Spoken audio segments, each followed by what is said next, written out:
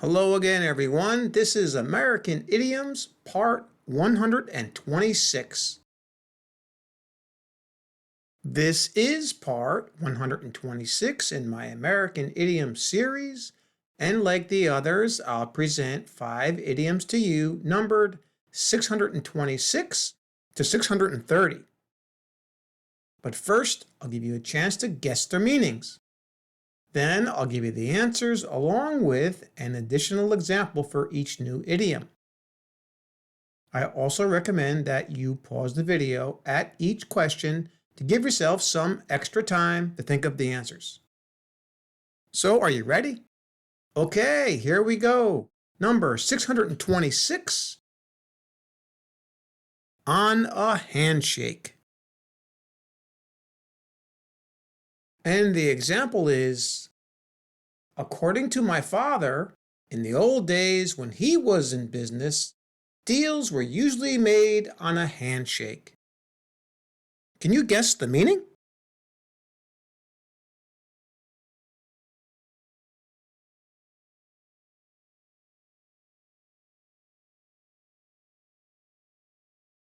And the answer here is A, an agreement or contract that is agreed between people but not written down. So before people wrote down a contract and signed the contract, they would just shake hands. That's what it means on a handshake. Deal was made, or let's say both sides agreed when they shook hands. In our example, we can see how this person's father talked about how in the old days they didn't have written contracts. They just shook hands. That's how they agreed. And it worked. Here's another example.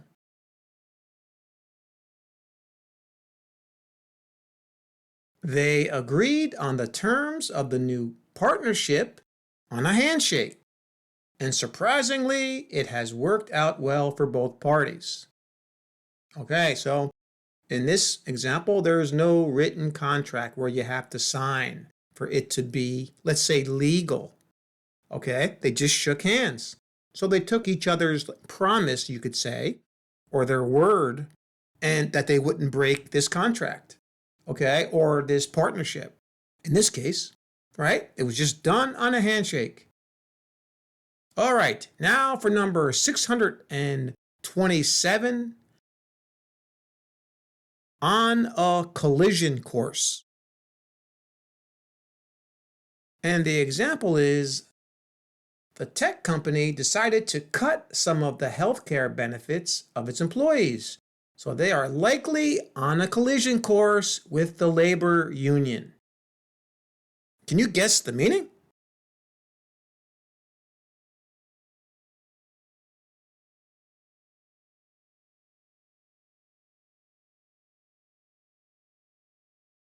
And the answer here is C, on a certain path to conflict or destruction with someone or some group.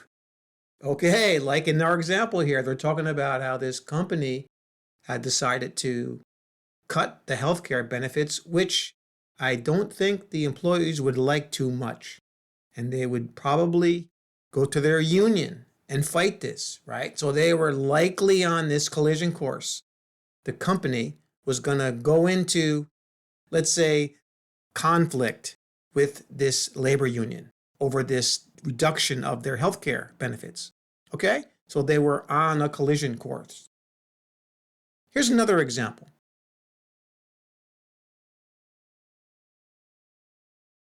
Many of the news reports say that the two countries are on a collision course that could lead to war. Okay, so in this case, there's reporters see that these two countries are having problems with each other. So they are on a collision course, right? They're on their way to destruction, or they're on a path to destruction or conflict. In this case, it's war. All right, now for number 628.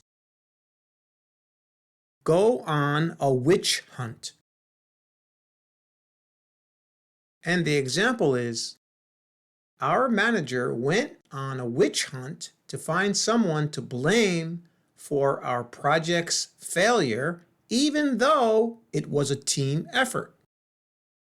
Can you guess the meaning?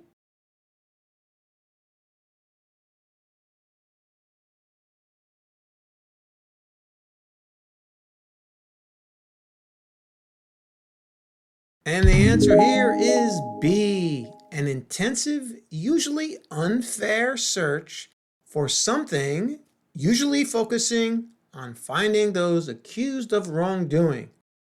So to simplify this definition, just think of an unfair investigation to blame someone or some group for something. So the manager in this case was trying to find someone to blame for this failure. So he does this unfair search, according to the example, because it was a team effort and there wasn't one person to blame. Here's another example.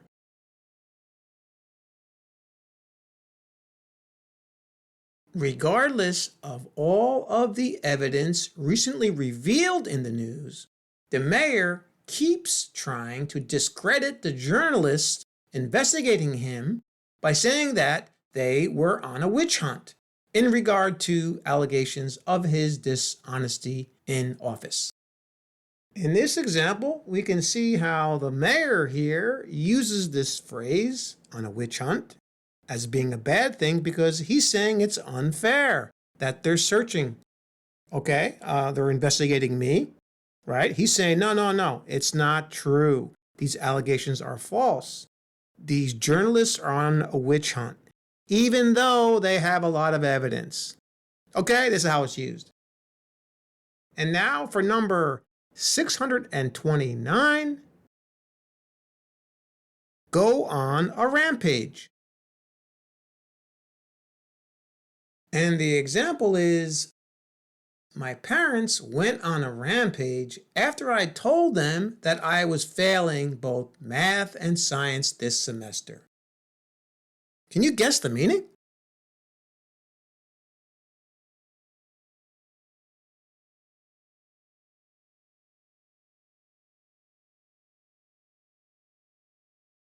And the answer here is C, to get very disturbed or angry about something. This is what it means if you go on a rampage. Like in our example, the parents of this person were very, very disturbed or angry at their child because they were failing math and science. Okay, they went on a rampage. They got very, very angry. Here's another example.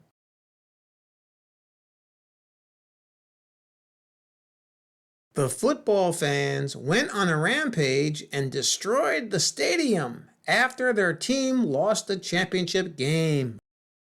All right, they were very upset. They were very disturbed by losing this championship game. So the fans went on a rampage. They were so angry that they destroyed the stadium. Okay, that's what it means.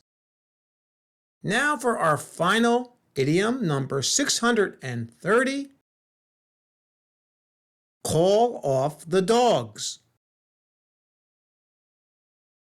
And the example is, my creditors are finally calling off the dogs because after I got a better job, I am now able to make more payments on my overdue bills. Can you guess the meaning?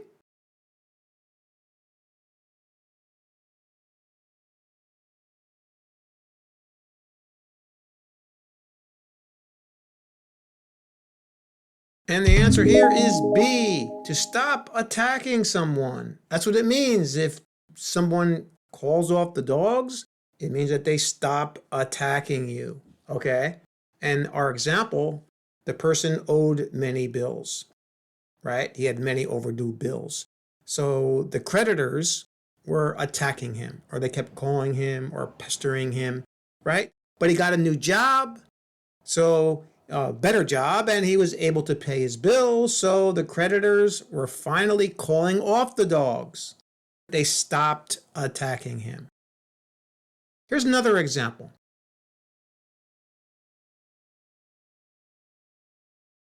After the company made a public apology about their mistake, it hoped that the media would call off the dogs and allow them to rebuild their reputation.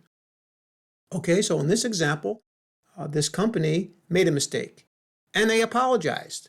But before this, the media was criticizing them. They were attacking them for the mistake. So when they did apologize, they hoped that they could build their reputation back. Okay? And they wanted the media to stop attacking them. They wanted them to call off the dogs. Got it? That's all for this video. Thanks again for subscribing, and please like and share the video to support the channel. And remember what I always say, keep practicing! See you next time.